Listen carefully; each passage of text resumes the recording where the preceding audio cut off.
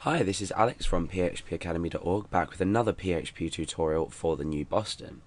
Now in this video we're going to be talking about MD5 encryption, or rather generating an MD5 hash from a string. Now if you don't know what MD5 is, I'll take a couple of seconds to just explain. MD5 is a form of encryption, and a hash is generated from a string that's given. And in PHP we have a function called MD5, and what this does is if you supply a string in here, it will convert this string to an MD5 hash. So let's take a look at a couple of examples. Let's create a string that might possibly be a password. So I'm going to give this a value of password. So our password essentially is password. Now if we wanted to encrypt this, we could simply echo out or create a new variable, say string hash, and I'm going to make this equal to MD5, and then in the bracket I'm going to supply the string data that I want to convert, or rather encrypt. Now I'm just going to come down here and echo out string hash. Okay, so now let's take a look at password, what it looks like with an when it's been hashed. Pass error in line 8, okay. Oh yeah, sorry, semicolon on the end of there. So let's refresh. Okay, so what you see now is the hash representation of the string password. Now, however much we refresh this, it's going to stay exactly the same. So let's keep refreshing. It's exactly the same. So we call this one-way encryption. This string, this hash, cannot be decrypted back to normal text. The only way we can do this is take an input and match it to the actual hashed version of the input. So for example, if you had a password stored in a database with this value, which we are going to come on to talk about in a minute and give a short example, if you had a password stored as a hash and the user typed in, say, Alex as the password, the hash for Alex wouldn't match the hash for this. Therefore, the password would be incorrect.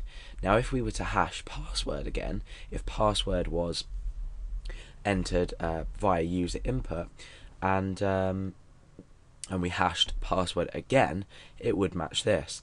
Therefore, we would assume, well, we'd know that the password is the same.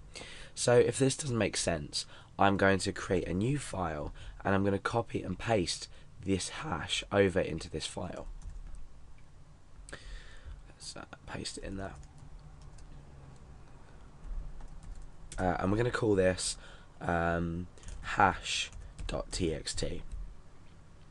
So obviously this would be an unsecure way of storing a password because someone would be able to access it. However, what I'm going to do now is from index.php is I'm going to let the user enter a value. So we're going to create a form that allows a user to enter a value. Then when the form is submitted, we're going to open hash.txt, we're going to look at the contents, and we're going to see if the password matches. Bear in mind this is equal to password. So if we were to type in Alex, the password would be incorrect. However, if we were to type in password, this would be correct. So let's begin creating, well, we'll get rid of this first of all. And let's begin creating our form. So form action equals index.php. The method is going to be post. Remember, we're posting a password, so we want to keep it out of sight. So we're going to use post. And when you are sort of using login forms or register forms, you should always use the post method as well, because we've got a lot of data to process, as well as we wanted it to look as clean as possible. So now I'm going to create a label called password, or some text called password, and the input type would usually be password, but for the purposes of this tutorial I'm going to use text, just so we can see the text that we're typing in. And the name of this is going to be user underscore password. Okay, so let's break down a couple of lines and create a submit button, and the value of this is going to be submit. So let's just refresh the page and check that looks okay. Okay, so we've got the option to type in the password here. You can see what I'm typing, whereas if we were to use the password type, which you'd obviously always use for passwords, then we wouldn't be able to see the data. So let me just change this back to text. Okay, so the next thing we want to do is up here we want to check that a password has been entered into the box and the form itself has been submitted. So we do this, we start an if statement, and this here is going to be the block that runs if this is evaluated to true. So the first thing we need to check is if the input type has been set, therefore the form has been submitted. So we can say is set post user underscore password, and we're also going to check if the password isn't blank, so we're going to say is not empty, not a semicolon there, sorry, and then we're going to specify this post again, so user password.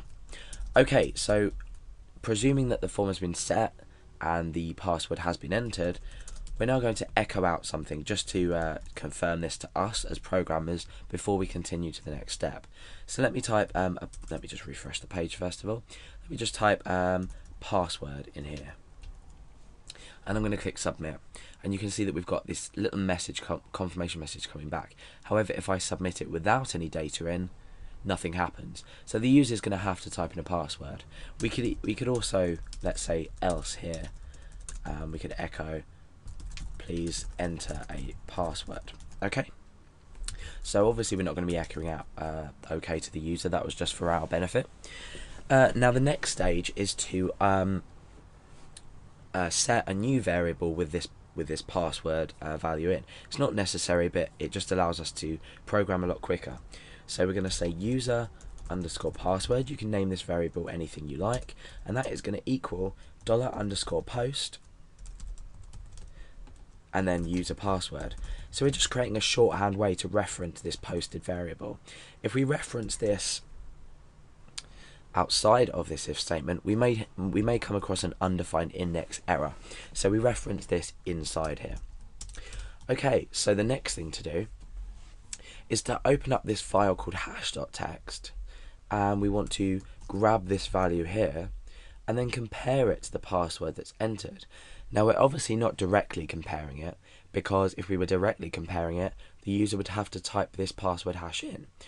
Or if we were storing it as plain text, we wouldn't have to do anything to it, because that would avoid the point of talking about MD5 hashes.